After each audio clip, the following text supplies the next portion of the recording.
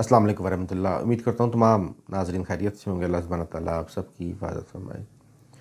ہمارے رشتوں میں جو ایک گیپ آ چکا ہے، یہ جو ایک فاصلہ آ چکا ہے، اس کی کیا وجہ ہے؟ آج ہم اس موضوع پر بات کریں گے۔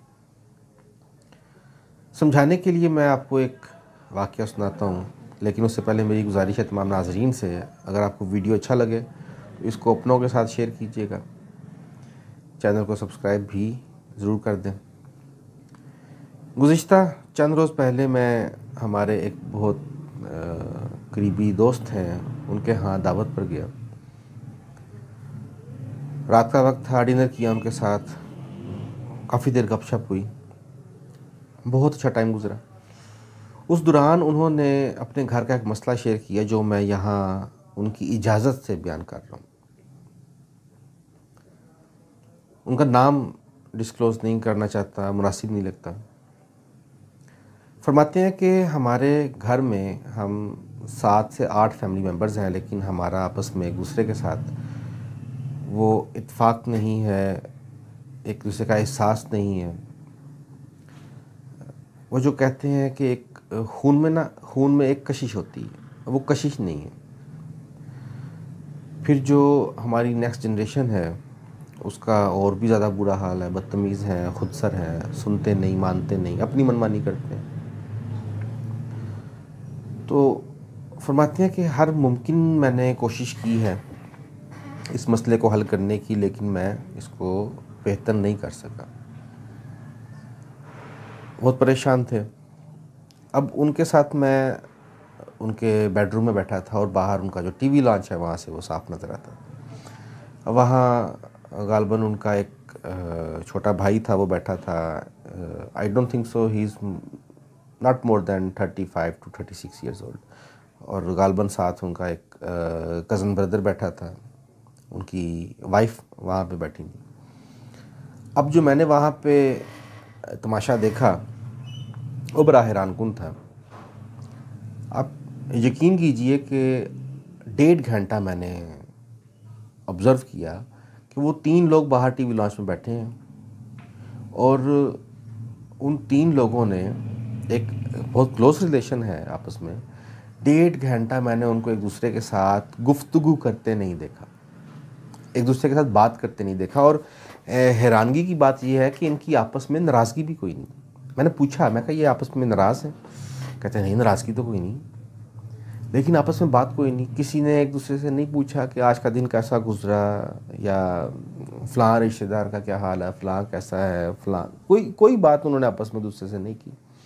اب جو وہ بیٹھے تھے وہاں پہ 3 لوگ، ان کا مکمل جو ان کا ایک فوکس تھا وہ ان کے ہاتھ میں جو ان کا ایک سمارٹ فون تھا یا ٹیبلٹ تھا، جو بھی تھا، وہ بالکل ایسے اس پر ان کی نظریں تھیں، اور وہ بس یہی کر رہے تھے، وہ سکرول کر رہے تھے بس اس کو، اس کے علاوہ اور کوئی کام نہیں کر رہے، کوئی گفتگو نہیں، بس جو اپنے موبائل، مطلب کہ غرض یہ کہ ان کا جو ٹائم تھا وہ ان کا شاید اسکرین ٹائم تھا، جو ساتھ اکٹھے تینوں بیٹھ کے اس کو انجوائے کر رہے تھے۔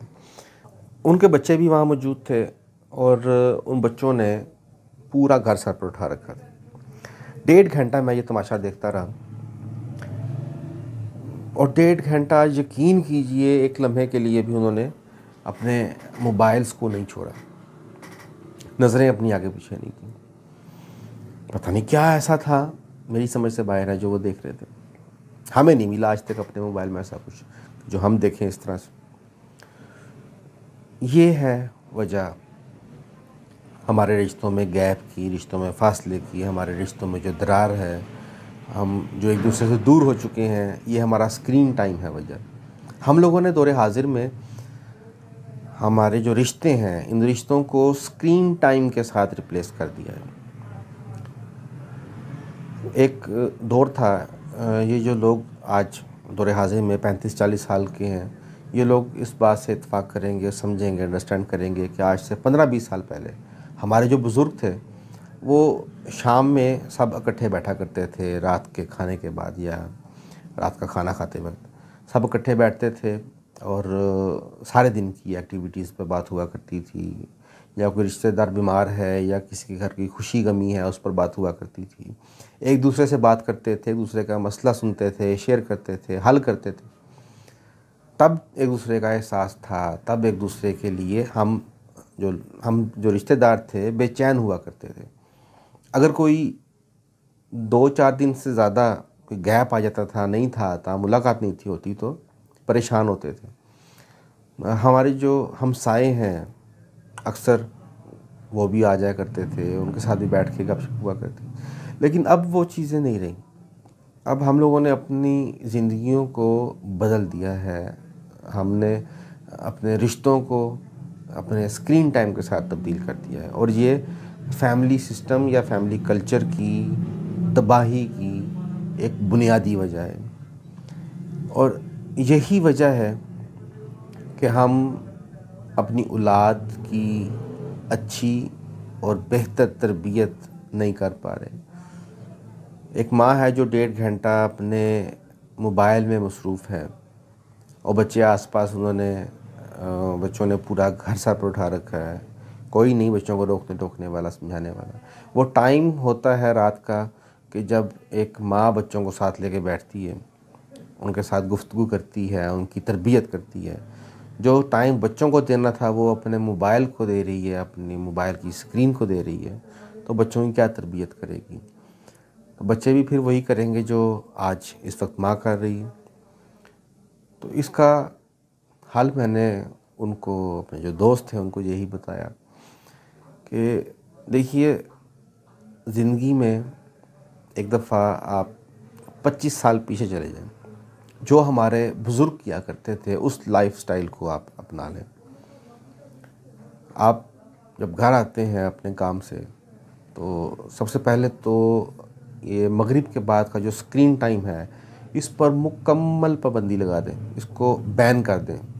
لاک ڈاؤن جس طرح ہوا تھا نا کووڈ میں، بس وہی کام کر دیں کہ کوئی بھی موبائل کو ہاتھ نہیں لگائے گا. ماں صاحب کی کال آ جائے، اٹس اوکے، ٹھیک ہے، سن لی. گھر آئیں، سب سے پہلے تو اپنے جو آپ کے پیرنٹس ہیں ان کو ٹائم دیں، ان کے ساتھ بیٹھیں، ان کے ساتھ شیئر کریں، جو اپنے سارے دن کی ایکٹیویٹیز ہیں ان کی خدمت کریں. اس کے بعد ساری فیملی اکٹھی ہو کے بیٹھے اور سب ایک ساتھ بیٹھ کے رات کا کھانا کھائیں.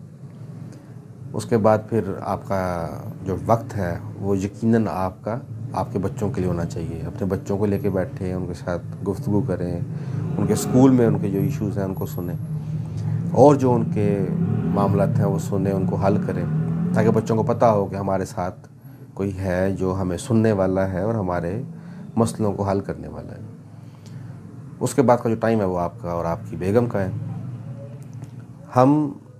ہماری جو لائف سٹائل ہے اس کو اگر ٹھیک کر لیں، اس کو بہتر کر لیں، تو اس سے ہم نہ صرف اپنے جو رشتوں میں گیپ ہے، جو ایک فاصلہ ہے، اس کو ختم کر سکیں گے، ہم اپنے بچوں کی بہترین تربیت کر سکیں گے، اور ان کے آنے والے جو کل ہے اس کو بھی بہتر کر سکیں گے، اور اس کے ساتھ ساتھ ہم ایک ہیلدی لائف بھی گزاریں گے.